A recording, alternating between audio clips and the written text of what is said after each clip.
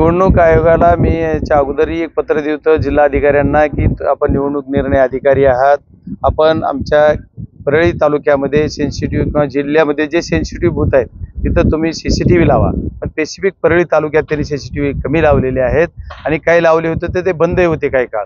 आणि तिथल्या बाबतीत मी काल जे बघितला प्रकार एवढा भयान प्रकार परळीमध्ये करून घेतलाय की काही जणांना दाबदडप, विशेषतः धर्मापुरी गाव, इंजे गाव, मी एवढे जवळ 12 ते 17 गावाची जवळपास लिस्ट पाठवली. त्या गावामध्ये त्यांनी विशेष करून सगळ्यांना दाबदडप करून वन साइडेड मतं करून घेतलेले आहेत. एका 2 माणसांनी मतं घेतलेत, काही जणांना शाई लावून काढलेलं आहे, काही मयत झालेल्या लोकांची मतं झालेली आहेत. मयत झालेल्याची मतं कशी होऊ शकतात, हे असे प्रकार घडलेत. त्याच्यामुळे कलेक्टर महोदयांना आम्ही आज आपल्याच्या ह्याच्या संदर्भात गेलो होतो किंवा तुम्ही असं झालेलं आहे कसं, तर त्यांनी म्हणले की नाही आम्ही याला रिसिव्ह पण देऊ शकत नाही. असा नियम आहे की जिल्हा अधिकाऱ्याच्या मार्फत निवडणूक निर्णय अधिकारी जे आहेत आपले बीडचे यांच्या मार्फत आपण निवडणूक आयोग महाराष्ट्र आणि भारत देश यांना पाठवलं पाहिजे. आणि आम्ही तशा पद्धतीने यांच्या मार्फत पाठवायचं मायना असल्यामुळे पाठवला.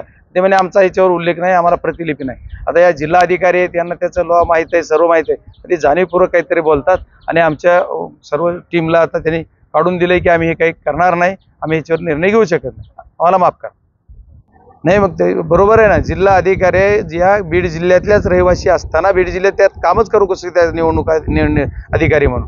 आणि एवढंच नाही, परत PI आहेत, काही शिरसाळा पोलीस स्टेशनला दैपळे नावाचा PI आहे, परत तुमच्या आणखी बरेच साधे नागरगोजे नावाचे एक VDO आहेत किंवा तहसीलदारला काम बघतात.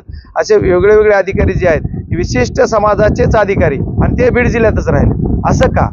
एकतर अधिकारी आणलेत केले ते तो विषय संपला, पण आता आहे ते सुद्धा बीड जिल्ह्यात ते काम करतायत आणि निवडणूक लागल्याच्या नंतर त्यांना ते काम करता येत नाही बाय लॉ, तरी पण ते करतायत. तरी का ठेवले आणि कोणी ठेवले, त्याला जबाबदार कोण, याच्यावर कारवाई व्हायला पाहिजे. मी जिल्हा अधिकारी महोदयांची रीतसर निवडणूक आयोगाकडे तक्रार करणार आहे. काल मी स्वतः 5 वेळेस त्यांना अटेंड केलं, त्यांनी 1-2 वेळेस मला फोन अटेंड केला, 1-2 वेळेस रिस्पॉन्ड केलेला नाही. म्हणजे जिल्हा अधिकारीच नाही, SP साहेबांना पण कमीत कमी 10 वेळेस बोललो, पण SP साहेब सुद्धा ह्याच्यात काय हो बघतो करतो याच्याशिवाय काही नाहीये. म्हणजे स्पेसिफिक असं उत्तर नाही किंवा तिथं जाऊन बोलणं नाहीये. काल आणखी आमच्या या सर्व प्रक्रियेला काम करताना यांनी थोडा तर रिस्पॉन्स द्यायला पाहिजे होता. यांचे कर्मचारी पोलीस यंत्रणेसमोर ही घटना सगळ्या होतात, पोलीस यंत्रणा गप्प आहे, कारण पोलीस यंत्रणा विशिष्ट करून विशिष्ट व्यवसाय करत होते. त्यांचं जे होतं ते त्यांचं पूर्ण एका बाजूनं माप झुकतं होतं. त्यांनी असं कुठंही समजा आपल्याला सहकार्याची भावना ठेवली नाही. त्याच्यामुळे पोलीस प्रशासन असेल, SP साहेब असतील, जिल्हाधिकारी म्हणून जिल्हाधिकारी असतील किंवा निवडणूक निर्णय अधिकारी म्हणतात, ऑब्झर्व्हरला बोललो, ऑब्झर्व्हर है देखता हूँ ऐसा बोलते, बाकी कुठलं काहीच नाही, देखता हूँ याच्याशिवाय. आणि यांनी सांगितलं की करतो, याच्याशिवाय दुसरं उत्तर नाहीये, ठोस काही मिळत नाही. त्याच्यामुळे याच्यावर रीतसर कारवाई व्हायला पाहिजे. जी दोषी आहे त्याच्यावर कारवाई करण्याची मी निवडणूक आयोग असेल किंवा न्यायालयात जाऊन किंबहुना उद्या न्यायालयात सुद्धा आम्ही रीट करणार.